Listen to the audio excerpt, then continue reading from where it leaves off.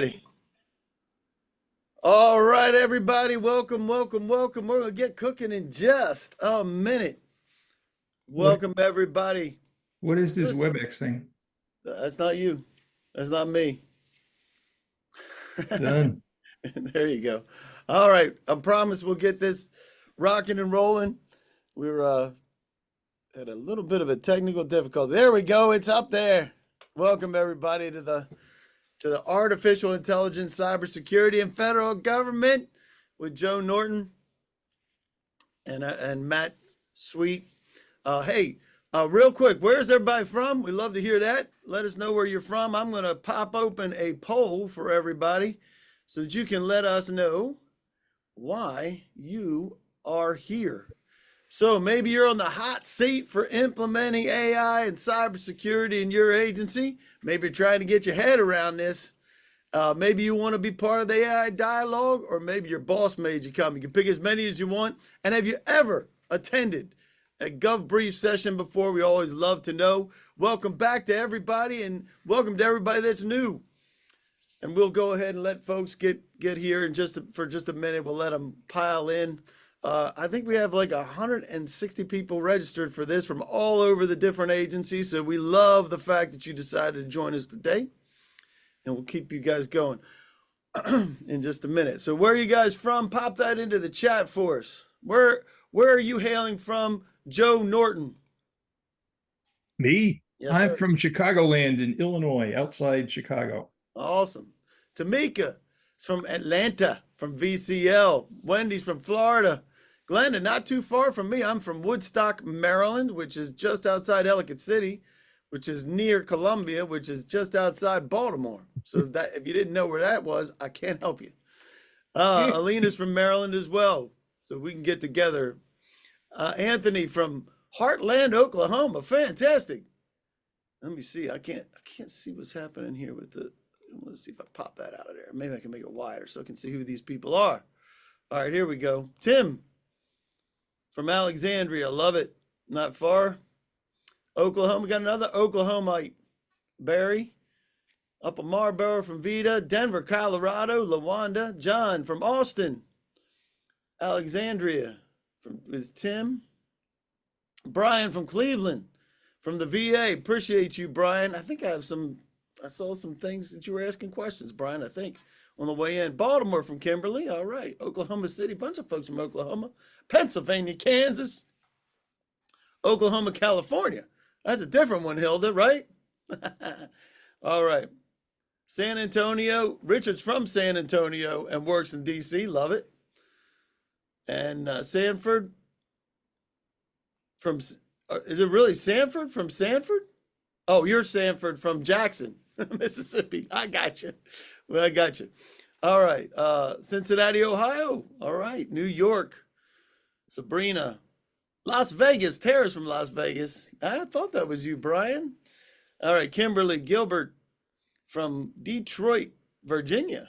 I didn't know that was a thing, Kimberly. And Ken from Milwaukee, Wisconsin. Very good. Very good. Well, welcome, everybody. We will get started. Welcome to the Artificial Intelligence and Cybersecurity and Federal Government. Pop that next thing for me there. You want to see the kind of folks that's joining us today? This is a super hot topic across all agencies, right, everybody? This is super hot. I love it. I love it. A quick disclaimer, this event, you're not going to believe this, Joe, but this event is not affiliated or endorsed by any agency, including the GSA. It's provided for informational purposes only, and everybody that's here from the government, it's not a commitment to buy from any vendor, including Divine, who is sponsoring this event. It is being recorded, and we do appreciate you guys joining us. Next, I'm not used to this. We love participation, don't we, Joe? Oh, yeah. We love participation. So click that next thing. In the chat, you're going to see the docs. This is the session docs for here. We also love when you have questions. So you can raise your hand, pop that next thing, raise your hand, Q&A, love that. And if you have something you don't want everybody and their mother to see, click the next thing for us, Joe. Private dialogue can happen with Matt Sweet from Divine. and you can reach out to him at any time. We also love interaction. So do me a favor, just so the interaction's working, click on that doc and make sure that you can get to that work drive, which has all the session documents, and give me a thumbs up if you can. If you can't, we're going to make sure you get it another way. But can somebody check that link and that you can actually get to that? Fantastic. We got it. Everybody getting it? All right. Looks good to me, Joe. Looks good to me. All right, here we go, Joe. You ready for this? Go. You ready for this? Kimberly says, address is the best briefing ever, right? And I got a couple extra ones from some folks that came in late. Best briefing ever. Address how it pertains to procurement personnel responsible for IT and cyber contracts. You going to talk anything about that? Yes. All right. Darren, if it's presented using plain language. You will find out, but yes.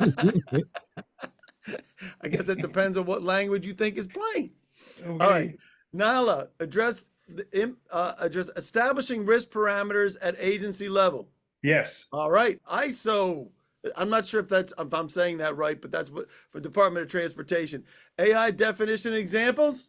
Yes. Fantastic. Natalie says there are additional materials provided as reference. Yes. And matter of fact, you got them because that's a load of them there, aren't there, Joe?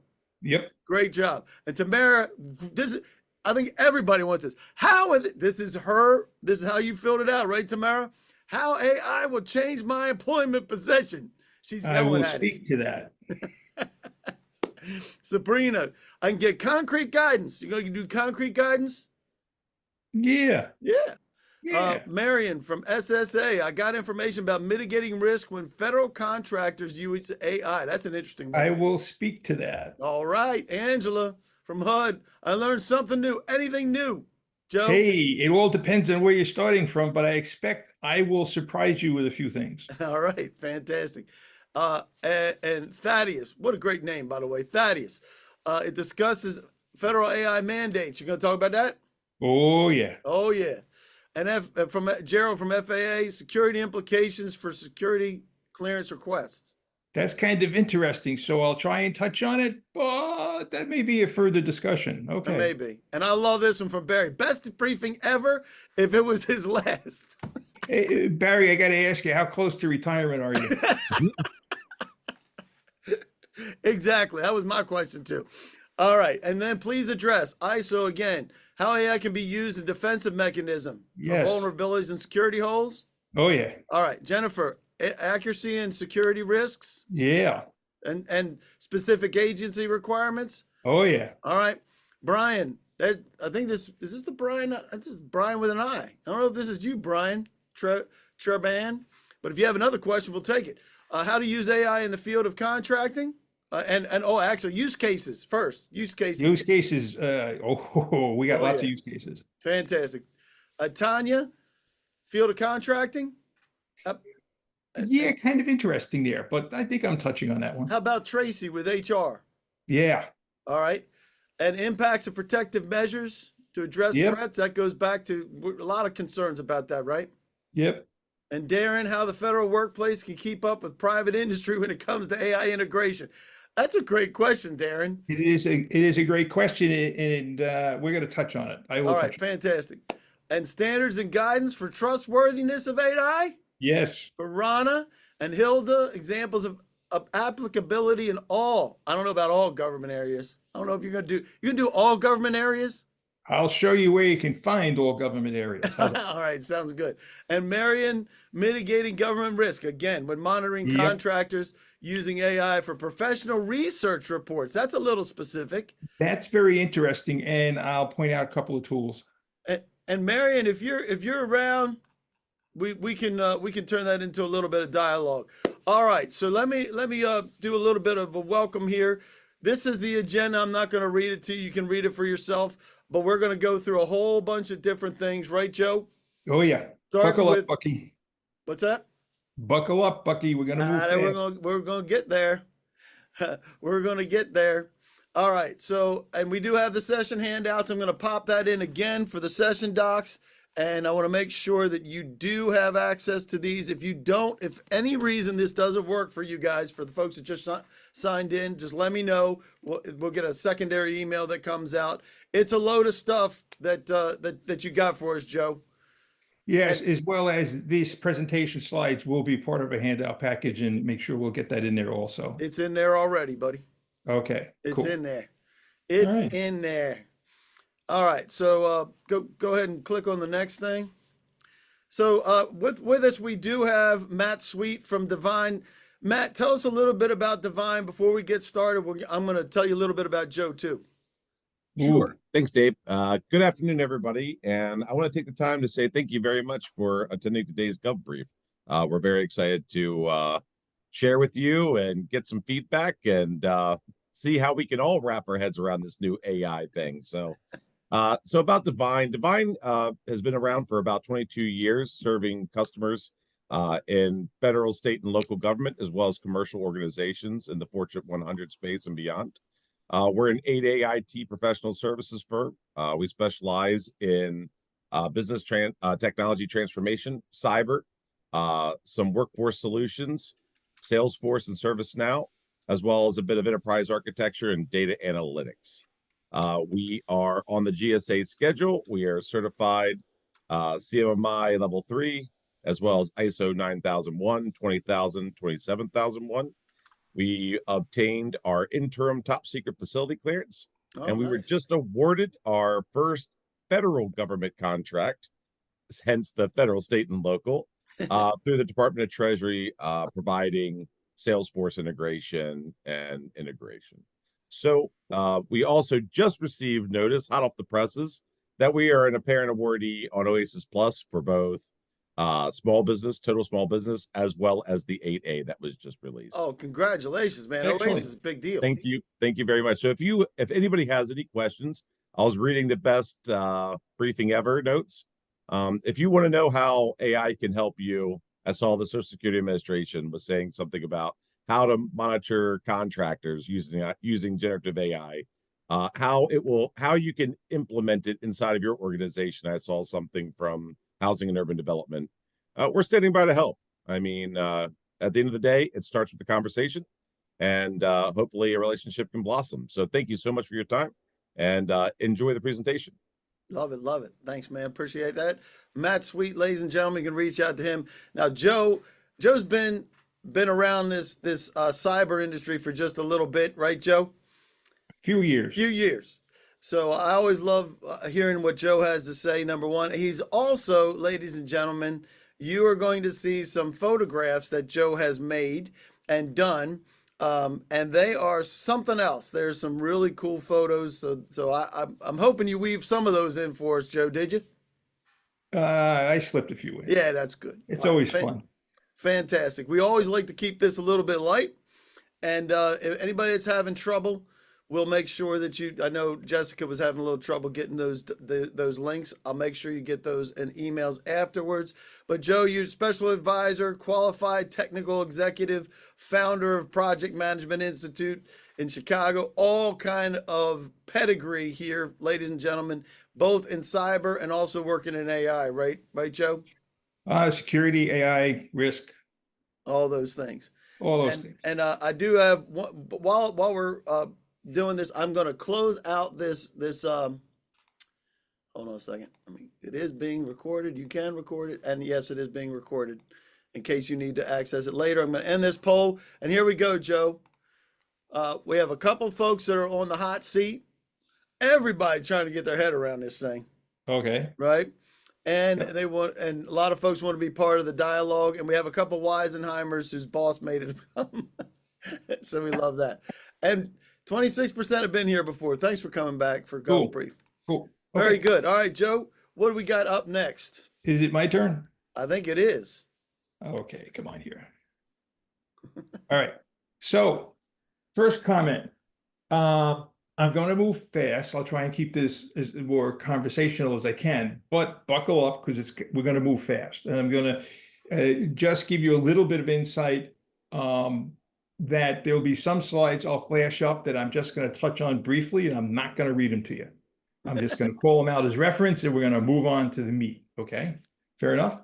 Yep. So we start out with, do you know the name of your chief artificial intelligence officer for your agency? Yes, no, or I didn't even know I had one. And there you go. And we're gonna make sure we click these out as quick as we can. Half the people already, Joe, are doing it. This is a great question. I didn't even know this was a thing. It is a thing. It's a thing. It's a thing. And do they have authority yet? I remember when do you remember when they started doing the CISOs? Oh, they're real. No, They're this is real now. They're When real. they started, they didn't have any budget, but as soon as they started having data breaches, all of a They're sudden they out there. got budget. If you don't know they're out there, I'm going to show you who they are. All right, fantastic. Oh, get another 5, 4, 3, 2, 1. Any last minute stragglers, wallflowers want to participate in this? And boom, we got 75%. There you go. Here we go. 16% yes, 57% no, and 28% didn't have any idea. How about that? Ooh, interesting. All right, And so that's now why we're here, ladies and gentlemen.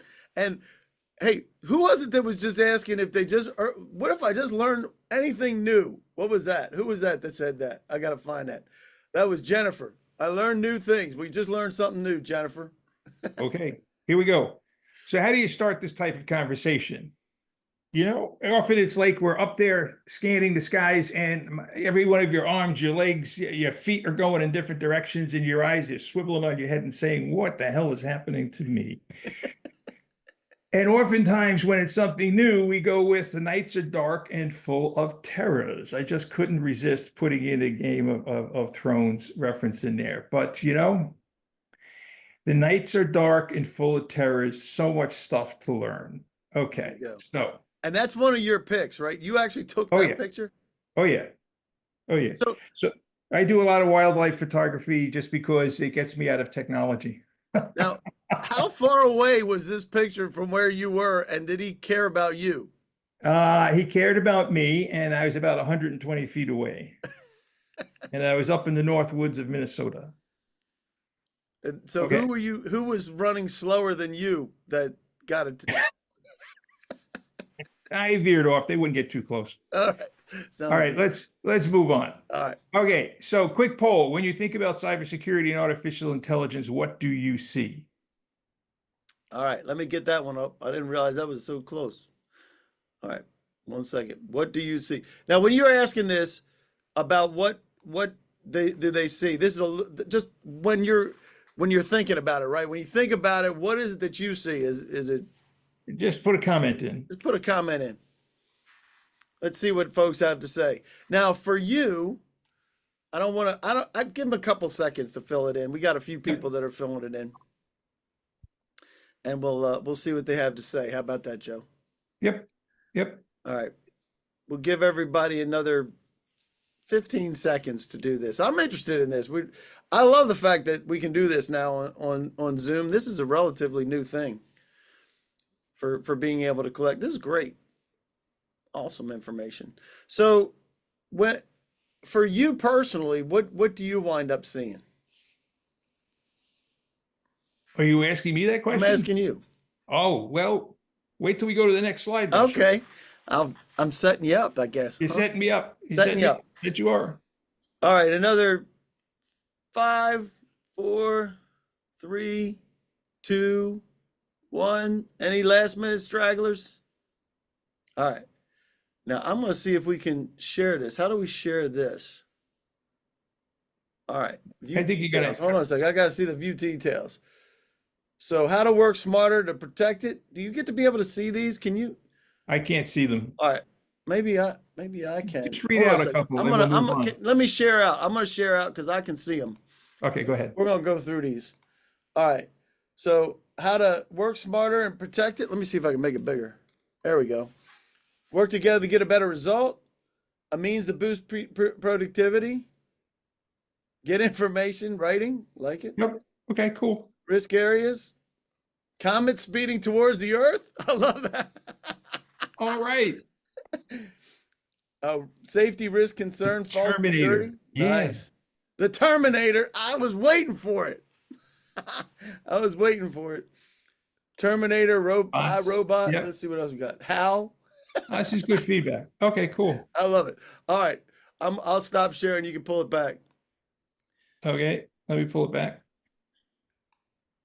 There you go. Okay, so what do you see? Let's get on to the next one. Cool. So when I think about AI and cybersecurity, what I see is that every disadvantage has its advantage. And there's pros and cons for everything that we'll do, right? But let's start at the top. Executive Order 14110, safe and secure, trustworthy development of artificial intelligence. Artificial intelligence holds extraordinary potential for both promise and peril. Promise and peril. Okay, the highlights, if we look at the Congressional Research Office, the highlights of that executive order focuses on providing guidance of the intention of the executive order about safety and security for AI, innovation and competition, worker support, consideration of AI bias. I'm going to touch on bias again later.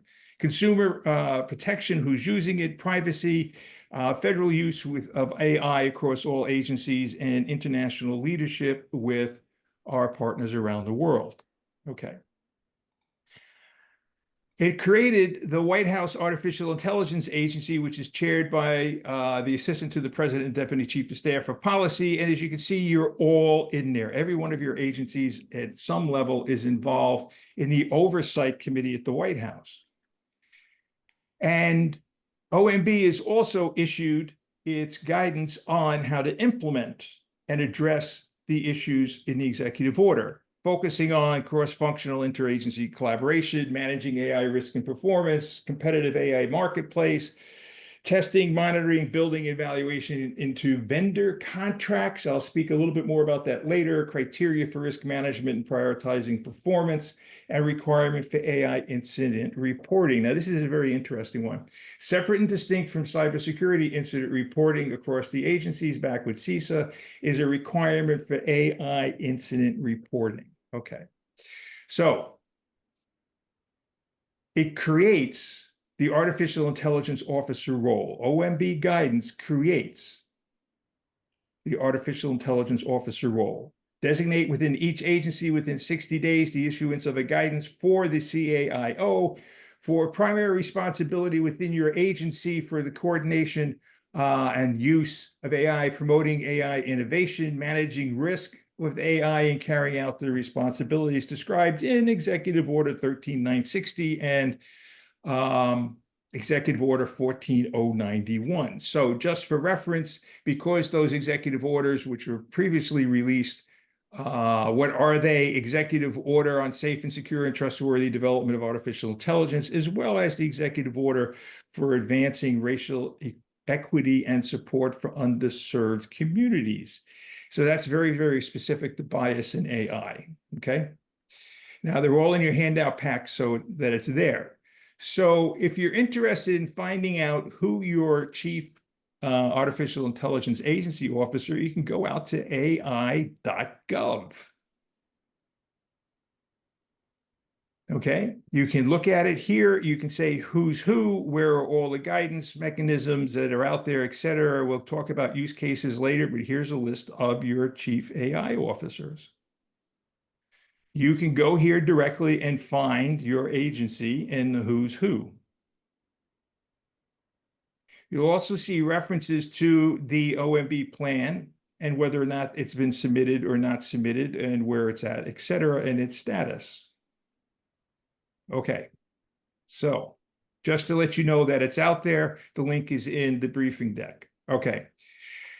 I am really amazed at the significant attention that our federal government is paying to AI. I really am. But even though we have so much attention to it, sometimes I'm sure it still feels like you're staring the lion right in the eye. And Great if way you're to weave your pictures in here, man. and if you're feeling that, you're right. Okay. It can be a bit disorienting. Okay.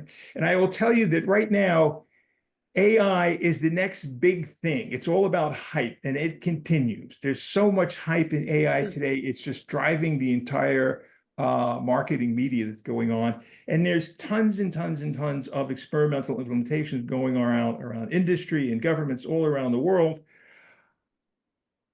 And we're going to have some surprising findings today. Okay. At the practical level for cybersecurity, it can be quite disorienting.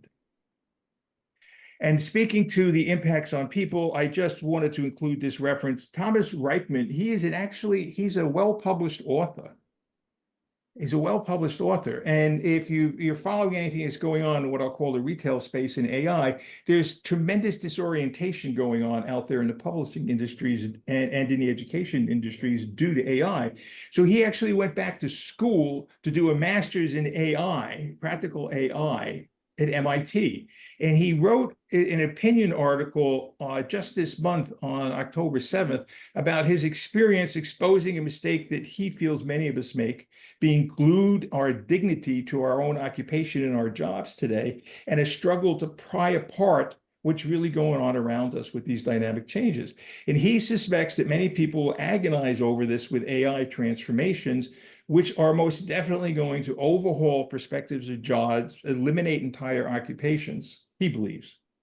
But the changes also present many opportunities to ditch the wounding notion that we each find in our calling and how to change or morph and retain our own identities going forward. Okay. So yes, it's disruptive. We're not really sure how it's going to impact all of us yet, but work with it. Work with it. The next thing I want to make sure that I cover is that artificial intelligence is as old as the earth. Man has been trying to perfect the way we think and act forever. Okay. And actually, the AI timelines go back to the 1950s. Alan Turing's test in 1950s. Artificial intelligence terminology was coined in 1956. The first chatbot was 1966. The Stanford Shaky the Robot at the AI conference at Stanford in 66. Joint conferences. Then we entered the AI winter in 1984. Okay, and it continued into the late 90s, but the first driverless car was 1986, Deep Blue Chess Program, 1996, Social Robot at MIT in 1997, and then we've entered into an AI growth phase from the research perspective. IBM Deep Blue Program, Jeopardy Show. I was the Chief Technology Officer at Novartis Pharmaceuticals in Switzerland, and I was actually invited with a few other executives from Novartis to go visit IBM and play Jeopardy against Watson, believe it or not, in New York. That's It was awesome. kind of interesting. So I've been playing around and touching AI for a long time. You've got Apple Siri, Alexa. Jeffrey Hinton joins Google in 2013. He's now left. Hanson Robotics, the first human-like facial expressions in robotics. Google DeepMind, AI Surge. The 2020 GPT, now we're into from 1.5 billion parameters to 175 billion parameters. And here's some of the controversy. So what is a parameter in a large language model? It's a piece of information. It's a piece of data. Where did they get all that data? They stole it. They scraped every website. They scanned every book. There's lawsuits all over the place, copyrighted information, etc. Don't be surprised that there's going to be some shifts on where you can use data, because stuff that you say is publicly available, it may be available to read on a website, but it doesn't mean you can use it for monetary purposes. Interesting. Anyway, Chatbox, Open AI GPT-4, Microsoft integrates, Google integrates GPT into Bard, into Bing, etc. So I just want you to know that this stuff is not new. It's been coming around for a long, long time. It's just very, very impactful. AI foundations. These are the slides. They're here. They're for your reference. They're in the handout. Capability bases, function based, narrow AI, artificial general intelligence, super intelligence, reactive machines, limited memory, theory of mind, self-aware. You can read this later, okay? Types of learning, supervised learning, unsupervised learning, semi-supervised, reinforcement. There's so much you can read about, and there's so many publicly available courses to help you with this. It's all there. Large language models, operating deep learning techniques for vast amounts of textual data, training processes and model performance, human feedback. Catch up on this later, please. Machine learning. This is where I got my toes into this when I was at Novartis with machine learning in deep data sets. They all use a decision process, an error function, and an optimization process and a feedback loop, which is why I question the term of artificial intelligence. Is intelligence artificial, or is it really just hyper advanced pattern recognition? Okay, so machine learning versus deep learning, you'll hear these terms all over the place. I'll make sure that you get the link to this MIT lecture, which was kind of interesting. And then the pros and cons, all right? Same as every other technology, you can get benefit. It's there forever. It doesn't go home to eat or go home and see its family. Yeah, I don't know if that's a bad thing or a good thing or not. They don't complain and resist change. You don't have to give them pay raises, so on and so on and so forth. So everybody hypes that as, hey, there's gigantic benefit. But there's also a downside. Many times it's wrong. It gets the wrong answer. There's legal and ethical gray areas that we're just coming to face. And right now, buried in here, little tiny, is this word hallucinations. I am flabbergasted that the AI industry has now coined and used the frame hallucinations to say that oftentimes AI gives you the wrong answer. Is that what hallucinations really means? Yeah. All Okay. right. AI hallucination occurs when a large language model powering an artificial intelligence system generates false information or misleading results. Incorrect decision making, usually associated with incorrect textual output, but also appears in generated videos and images. And as a photographer, I can tell you there's so many artificially generated photo images out there, and you can spot them immediately because they're just not right. It's something not right, right? It's wrong. Okay. Something's just not right. Yeah. And it usually has to do with smaller data sets and not training the stuff. And it's kind of interesting. Think about this, training your software. Okay. The other thing I want to leave you with is not every problem needs AI. If there's a benefit, go for it, but prove it out. But it doesn't mean that every problem you face should have AI applied to it. All right. So everybody's doing AI, or at least they're saying it. So I can tell you for a fact, Google, Microsoft, IBM, SAP, Oracle, OpenAI, they're all doing it. They're the developers, they're applying it, they're making it work. On the cybersecurity side, Darktrace, Fortinet, Checkpoint, Cybereason, CrowdStrike, Cylance, SentinelOne, McAfee, all your cybersecurity tool vendors say they're using AI, but I caution you to find out, are they truly using AI or just advanced deep learning and pattern analysis and recognition? Okay, examples of current tools: ChatGPT for transform models for text to text. On the visual side, text to visual output, DALL-E, Midjourney, Stable Diffusion, etc. Some other stuff: business chatbots for customer interaction, nice Cyclone Smart, Qualifier AI for sales and marketing, Apollo AI for again in sales and marketing. If you're in human resources, take a look at Lena AI for workforce HR, Fetcher AI for recruiting, Fireflies transcribe and summarize voice conversations. And if you're looking at research stuff, take a look at something like Grammarly. Okay, the list of companies adopting using data sets and AI algorithms to grab data and summarize for research reports is amazing. Okay, where are you in your cybersecurity AI journey? Dave, pop it in there. Popping it in there. And then we leave this open, open-ended. If you have any other questions, by the way, we can pop you guys open.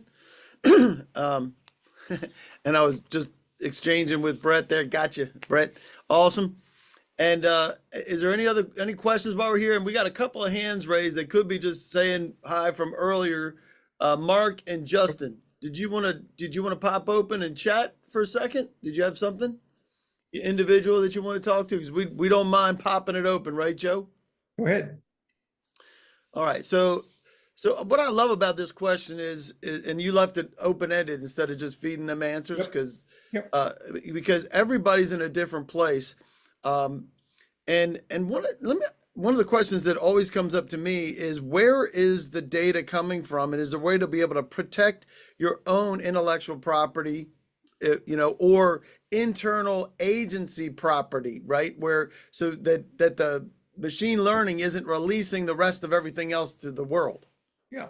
And I'm going to speak a little bit on the cybersecurity side for the CISOs and the cybersecurity professionals about using your vendor's tools or developing your own. And that's back to the contracting thing. That's one of the issues with using cybersecurity tool vendors, right? What data sets, that should be part of the procurement questions. What data sets are they using? Right? Okay. Where's the data coming from? Is it closed? Is it bound? Is it a large data set or a medium data set? Can you use your own private data sets with their tools? So that's one of the questions. So how can you have do you have internal data sets that the machine learning can work on without exposing, uh, like you said, So the rest of the world, they grabbed all that information and are disseminating that information in AI return to questions. So you need really large data sets for things like text-to-text feedback, et cetera, right? Okay. So you need that because you're trying to pre-train your algorithms to pre-do stuff. So if you're doing ChatGPT, if you actually think it's doing a new search, they've already asked all these questions. It's just an index and it pops back the answer. Okay. Okay. When we started with deep learning, we would take our own data sets, we'd write our own algorithms, and we'd test it against our own data sets. Now, you'd have to keep retesting and refining, et cetera, and how big do you get? Maybe not 175 billion artifacts. That's the whole world, right? Mm-hmm. But if you're doing pattern recognition in cybersecurity, you can get all of the threat signatures, put it in a data set, encapsulate it in your own software, and write your algorithm to match the pattern recognitions and see it coming in against your perimeters, okay? So that's why I asked, you could do that, or you could say, hey, you've got a cybersecurity tool vendor, ask them what data set is it? Okay. Where is the data coming from? How is it bounded? How is it protected? And then are you using their algorithms or your own? So you have every option from develop your own to use a tool to bound the data sets so you can protect it, okay, or be totally open. It's all part of thinking through your strategy for applying AI for a particular task within your agency. Love it. All right. So I'm going to end this poll, and let me pop this open so that you can see some of these results as well. Go ahead. Let's see. Not in the field, fairly advanced. I developed 2 AI capstone projects for Office. Cool. Nice. Nice. Yep. Outside of my government role, just starting, brainstorming, newbie. Okay, love it. Beginning steps, just started, 0. Sabrina, I love Sabrina. That's awesome. Beginning, identifying standards and practices, love that for trustworthy AI. Not sure where to start. Hey, That's Denise, you're fair. not the only Everybody one, is, right? that's the entire thing about being early stages is we're all over the place right now. And Shannon, thumbs up for Shannon on the yellow brick road. I love that. And no comment from Glenda. And I'm that's not fair even too. telling you what I'm doing. NRC, I would expect you to say no comment. That's okay. I appreciate that. All right, fantastic. All right, right back at you. You can pop that back on. Okay, here we go. All right, so we get a sense of where you are. Let's continue. So if you're looking for use cases, you know what? I found that a number of the agencies are pretty advanced in looking at use cases, et cetera. So let's go down here. Let's go pick an agency. So just because it's cybersecurity, Department of Energy, Homeland Security. So if we look at Homeland Security, all right, so they have an AI roadmap in place in DHS. Let's go down the list a little bit. They have their plan, they have their governance board, they know what they're doing. I'm trying to find the use cases. They have a roadmap, and here's There's the one. DHS use case inventory. Okay, we'll pop out to there. Okay, so now let's take a look at, cybersecurity, infrastructure security agency use cases that they're promoting. Scoring and feedback, automated indicators, sharing for automated PII detection, good. Advanced analytics for forensics, network anomaly alerting, pattern recognition, AI security robustness, critical infrastructure anomaly reporting. This is all great stuff. So there's a lot of work that's already been done when it comes to cybersecurity with CISA, that you can go to these use cases and get the guidance on how to apply it or use it. So this is why I'm saying I'm really, really impressed with the oversight, et cetera, that's gone into this so far. I really like the fact that you can click and then engage with the team if you need Yeah. additional components. Go directly to it. Yeah, fantastic. Okay, so knowing that's all there, I'll just highlight again, and I'm going to move quickly again. It's everywhere in your federal IT organization. Everything is linked from the management council to the oversight councils to the CFOs to the acquisition officers to performance improvement councils to the privacy councils to the chief information officer council, so on and so forth, down to the CISOs. Okay, the CIO council and the CISO council, you can link directly to these guys at cio.gov. You can also connect with the Chief Data Officers Council, where their focus is on getting every agency to collaborate on the business of data, data for culture, data inventory, data sharing, so on and so forth. And if you're playing this game, it's going to require significant collaboration from the cybersecurity side with the CISOs, with CISA, and the chief data officers, okay? So the CISA roadmap for AI is out there. It is provided as one of the handouts, responsible use for AI support, shoring systems, et cetera. It's all about cyber defense, risk reduction, operational collaboration, and unification of use across your agencies. The idea of every agency doing something on their own, I think, is kind of passé for a long time right now. Okay. NIST has issued an update to the risk management framework with a separate document just for AI, with a core focus on risks related to harming people, harm to organizations, and harm to ecosystems through poor use of AI. It's out there. It's part of the handout. It defines the life cycle for building AI systems within the federal agencies for plan, design, et cetera. All the details are out there for you to use. You don't have to start and do this all by yourself.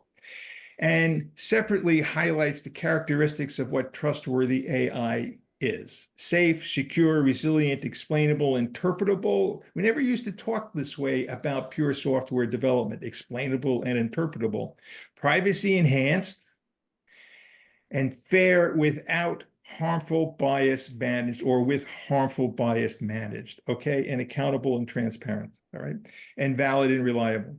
The CISO handbook is out there. If you're a CISO and on this call, I'm sure you know this is out there. What I was surprised is I have not seen this handbook updated for AI specific topics. Okay. GAO Accountability Office has issued its accountability framework for governance, data performance, and monitoring of AI. And GSA has its acquisition guidelines already in place for generative AI and special computing infrastructure and hardware acquisition and resources. And can I say something about that real quick, Joe? Yeah, go ahead. I've talked to some contracting officers because they kind of got overrun with AI generated proposals. Mm-hmm. And so they're actually looking for ways to be able to detect AI generated proposals, using AI to detect AI generated. Just saying. So there are AI detecting software houses out there. I didn't put those in here, but that's probably something for a follow-up. Okay. That's funny. It's no different than the types of tools that are being used in education today to spot AI-generated research reports. Okay. All right. So cybersecurity is definitely a challenge. Everything is the same, yet everything is different. Or is it? All right.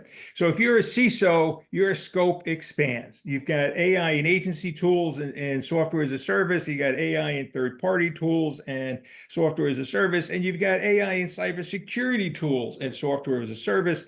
And you're trying to deal with the trustworthiness and security of all this while the bad actors are using the same tools to come at you.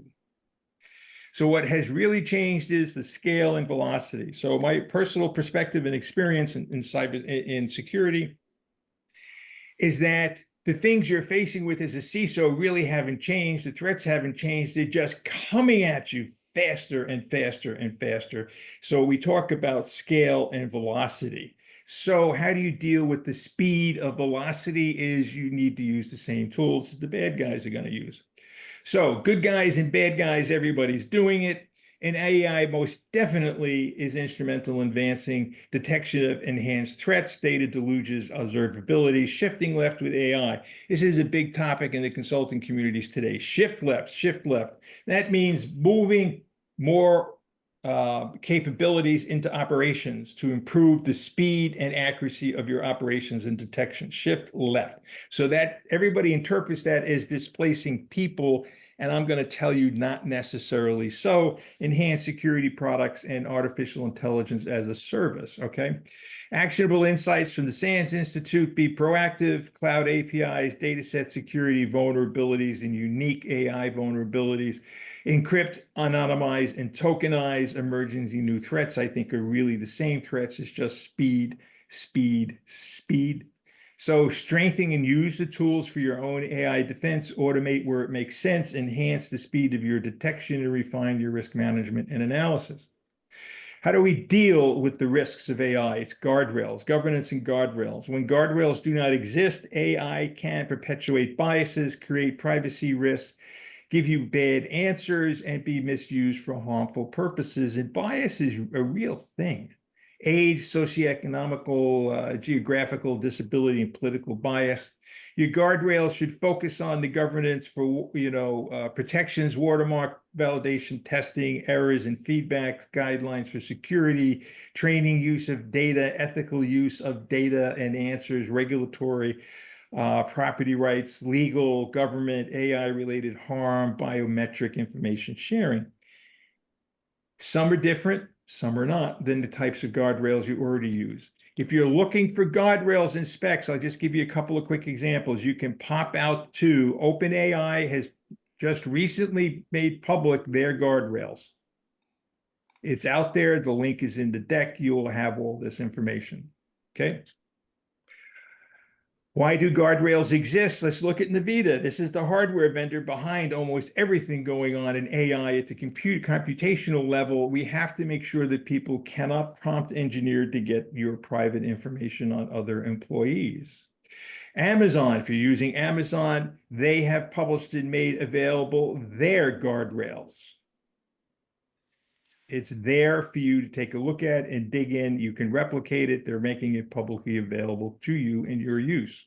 Okay, so when we talk about guardrails, it's about when you have a user input, okay, to AI, the guardrail puts barriers around or fences around denied topics, content filters, privacy information redaction, and word filters, so that when you get a final response, your output is not harmful. At least that is the intent. Okay. And it just announced this morning, early morning news feeds, national security memorandums coming out. Jake Sullivan, who is your national security advisor, will announce today the issuance of a new national security memorandum on AI security and guardrails for U.S. military and national security agencies. Very specifically, humans in the loop. Quote, you do not want AI pushing the button for a nuclear missile launch, end quote. Okay. Anybody getting flashbacks to Matthew Broderick and the Whopper right now? And if you don't know what I'm talking about, you are not of Joe and my generation, right, Joe? There you go. Okay. I'm not even sure I know what that one is, but that's okay. All right, That's I got to war, move war quick. games, man. I know. I got to move quick here. We're going to run out of time. All right. Malicious prompts exist. I don't have to go after this. I think you guys will know they're out there. Would you like to play a game? See, everybody else got it. Conversations. I've been out there talking to the people who actually do the work in the pure AI companies. What are they saying? We are in the first wave of AI. It's not fully baked. Hallucinations, must verify, be safe. We're learning as we go. We're hungry for data, transparency and privacy, vendor risk and privacy and security, audit models, encryption, compliance. Okay. Shadow AI. Gartner estimates that in the commercial sector, 80% of employees are using AI or playing with it, and 50% of them don't know what they're doing. AI is, if it's present as shadow, it may be a challenge to the IT staff, but hey, what? Leverage it because they're breaking the code and they know things. They're learning as they go. Leverage that knowledge. AI ROI is very hard to measure. People, it's like intuitive. Oh, AI is going to give us a benefit. Nobody's measured it accurately yet. Okay. I do want to let me throw out a comment from Brett Jones. He couldn't get it into the poll fast enough, but Go ahead. prototyping and security are a very uncomfortable marriage. Prototyping is to figure out through trial and error. Here you're talking about that. Security is not a fan of trial and error projects. So Yeah, it feels like cyber is limiting our exploration into technology out of fear, maybe justified, but it hurts his role as an innovator. Just saying. I would tell you that the opportunity to deal with that is through governance and guardrails. Through governance and guardrails, how you want to address the security issues for AI. Okay. But I'm welcome to a sideline conversation on this. So I understand your input and I feel you. I really do. So autonomous AI, I don't believe it's anywhere getting to, Terminator levels. You need guardrails, no harm. No, this is from the AI companies, principles, truths, data quality, cleanse your data, check your bias, threat detection to response, and put the human in the loop. Don't take them out. If you're looking at your cybersecurity teams, et cetera, it's about strategy, approach, structure, operational efficiencies, governance principles, and guardrails. This is what the AI companies are telling you to pay attention to. Train, test, and tune your own LLMs and models. Okay. Behavior monitoring, anomaly detection, AI response, human in the loop keeps coming up. The feedback I'm getting is we're 3 to 5 years in the commercial industry from seeing real cybersecurity AI tools. Okay. Wow. All right. A lot of money being spent. $34 billion in the last couple of years has been invested in pure play AI dev firms. And 1/3 of that went to OpenAI. Okay. OpenAI just took in October, $6 billion plus $4 billion line of credit in investments. They're shifting from nonprofit to profit. They had $3.6 billion in revenue in 2024 on commercial use and $5 billion in losses. This is really, really expensive to do on that large scale. That's why I talk about the hype. Focusing again on teams and orgs. Recognize AI security is mandatory. It is mandatory. Safety needs need to be built in, reduce your hallucinations, red teams to test the AI models. Don't let AI development go on without your involvement from a cybersecurity perspective. Foundational models versus operational models, separate them. Learning, more hallucinations, hard to test bias, etc. Quick poll. My biggest challenge with AI and cybersecurity is, and make this a quick poll, we're going to run out of time, Dave. Yep, you got it. And while they're answering that, I'm not going to share everything about what some folks are kicking back and forth, but a lot of agencies are still working on the guardrail problems, right? Trying to figure out where those guardrails really need to be. Yep. And sometimes that results in, hey, just stop everything until we get those guardrails up. And that makes sense to a certain degree, right? But that really does inhibit things. You can keep on rolling. We'll make sure we'll pop that back up before we finish up. But go ahead and keep rolling while that polls up. Let me keep going then. All right. If I was your CISO, I'd be focusing on use cases, training data, machine learning, LLMs, and Python and AI training to some level for your cybersecurity staff, or collaborate directly with your CAIOs, your CDOs, and CISOs as in your software development teams. If you're going to do your own work, figure it out. Okay. But deeply involved in evaluating your security tools vendors. What AI? What LLMs? What data sets? Are they public or private? What AI method are they using for development tests and validation? What are their guardrails? Can you use your own AI data set, your own data sets to feed them? AI is a change management exercise on steroids. This is Mangala Cooper, who's the Department of Labor Chief AI Officer in a recent interview. She's also their CTO and Director of Innovation Engineering. She says, AI is still so new. Ultimately, this is a management exercise at this point. I jokingly say it's change management on steroids because the time to learn, adapt, and implement is being crunched on expectations on us, okay? And where can you use AI and where should you not use it? Elham Tabassi, who is the Chief Technology Officer of the U.S. AI Safety Institute inside of NIST, says, I'm not going to pretend to say that we at NIST have all the answers. Coming up with a systemic way of evaluating is exactly what you're after. We don't have the answers for that yet. And then you have Beth Barnes, who's CEO of the Model Evaluation and Threat Research company, says they know so much about whether the next word is going to be is versus was. This is the GPT LMMs. We are just playing with a tiny bit on the surface, and there's all of this miles and miles underneath. Okay, we're in the early stages. You can get out to NIST and get directly to the NIST Artificial Intelligence Safety Institute, and they have already provided developmental guidance for managing misuse and risk in foundation models. Okay. And if you want a couple of laughs and you want to follow the AI safety clock, this is kind of interesting. Go out to IMD, the International Institute for Management Development in Switzerland. I've actually taken courses with them, and I've actually lectured at some of their courses. It's kind of fun. But anyway, a bunch of researchers out there have the safety clock going. And then I'll give you this from Jan LeCun, who is actually cited as one of the three godfathers of AI. He's an NYU professor. He's a senior researcher at Meta, and he's the 2019 Turing Award winner in neural networks. In an article, quote, this AI pioneer thinks AI is dumber than a cat. LeCun thinks today's AI models, where they're great, are far from rivaling the intelligence of our pets, let alone us. When I ask whether we should be afraid that AI will soon grow so powerful that they pose a hazard, he quips, you're going to have to pardon my French, but it's complete BS. Okay. All right, things are never as good as or bad as they first appear. I say this all the time when we're facing these kind of things. As my closing argument, I will say the theory and strategic planning for the use of AI in agency cybersecurity is the easy part. The hard part will be in the doing.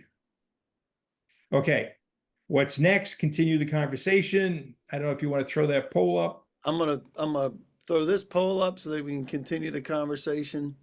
Hang on, where is that? There we go. And I will we'll review the other poll in just a second when we get this one done.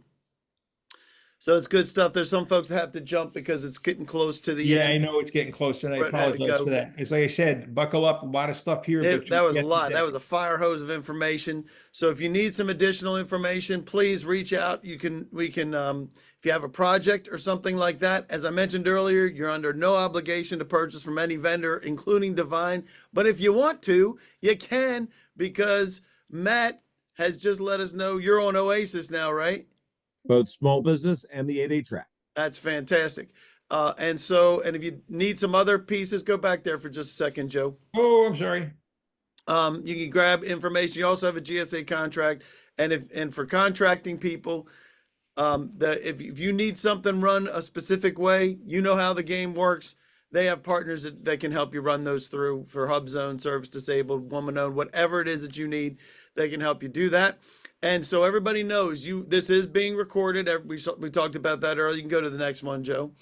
And at the end of the day, you'll get a briefing presentation recap, which includes the video and links to the session, as well as all the documentations all the docs that Joe put up there, as well as access to one-on-one meetings with Matt. Matt, you're gonna take point if anybody wants to meet with Joe. There's some folks that are asking for that right now, so we'll make sure you have that. And there's Matt's information for those of you that have to get out of here. Well, we really appreciate you guys joining us. If you have additional questions, you can raise your hand. You can pop it into the Q&A or the chat, and I will do my best to have those answered. And we'll make sure we get you what you need if you have to jump. Absolutely. And if anybody has the ability to stick around a little bit longer, I'm happy to stay online and talk some more with you. directly. And if you'd like to get to me directly, just for continued conversation or deep dive, just ping Matt. Let Matt know, and we'll schedule it. Awesome. Absolutely.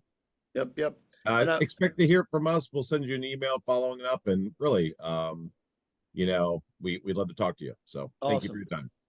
And we'll take a look at where you guys are in the AI. I can't open those up when this other poll's running, apparently. That's one of the things I can't do. Any last minute questions? Let's see. John says, I better ask a question. With AI, is easier to get forgiveness or permission? That's a great question, John.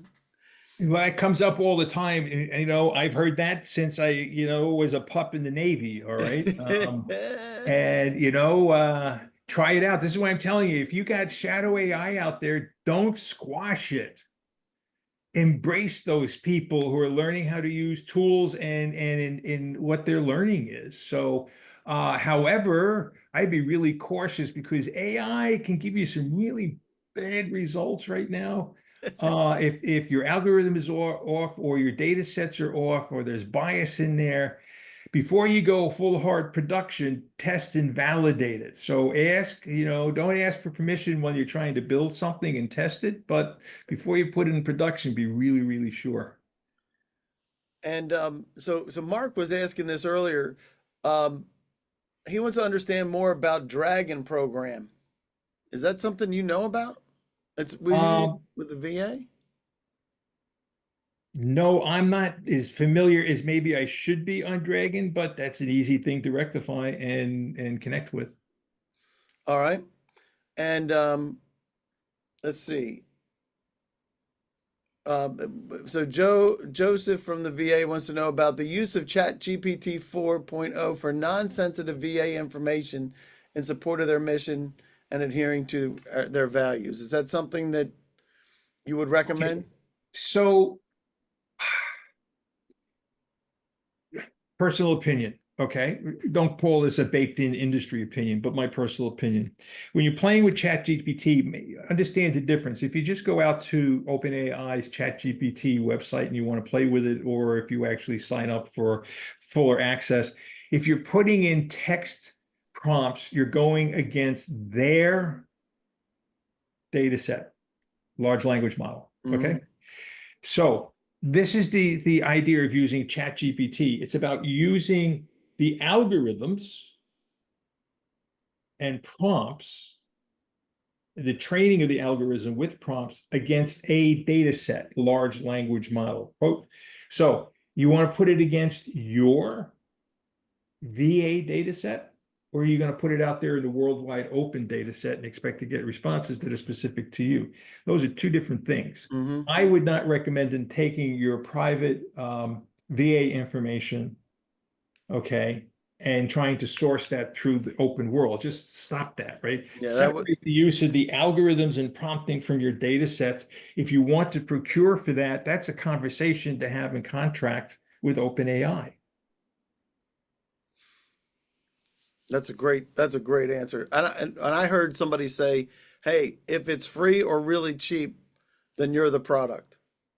Yeah, it's absolutely true because they're taking everything that you use and reusing it against you. And this is why I say, don't be surprised. There's thousands of lawsuits already teed up, and most of these are going to wind up at the Supreme Court level because of this massive stealth scraping of all information in the world by a couple of companies. Okay.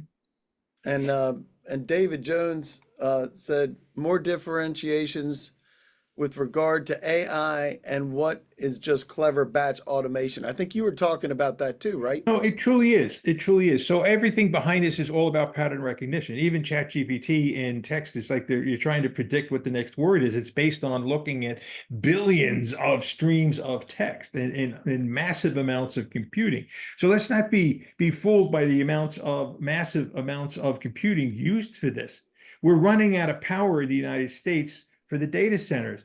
Microsoft just inked a deal with an electrical company in Ohio, okay, to reactivate their nuclear power plants that are already decommissioned, and that IB in Ohio for the planned data center expansions in Ohio by Microsoft, and that Microsoft has committed to buying 100% of the electrical output of, I think it was, I may be wrong on the numbers, so forgive me, I think it was 4 nuclear power plants. 100%? 100%. Okay. So massive amounts of stuff, et cetera. And in separating it, it really is pattern recognition. It's pattern recognition on steroids. What we're doing today, even with neural networks, is still pattern recognition. The neural networks allow you to connect different layers of the recognition and tie it all back. Okay. But it's not true human intelligence. Okay. Not yet.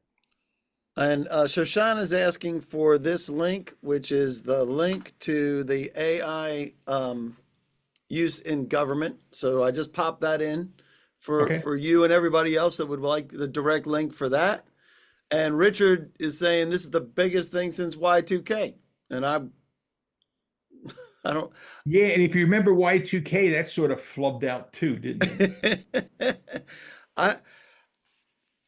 I still think it might happen, Joe. What's that? Super Y2K. intelligence? It could still happen. Oh, it could still happen. Yeah. Just Jesus. kidding. Give me a break. Okay. I never thought I'd lose my hair either. All right. Cool. Oh my gosh. Let's see if I'm just scrolling back. Anybody else got any last minute questions before we jump? A lot of people are saying great presentation. Tamika, thank you very much. Carmen, you too. Lisa, great. Glad you did. Brian, you're welcome. And everybody else that you're welcome. Shoshana, great stuff. All kind and if you know anything now, you know Joe's just going to give it all to you as quick as he can, and so that you can have as much as you need. Now, just know, it all comes down to what you're doing every day, right, Joe? Yeah.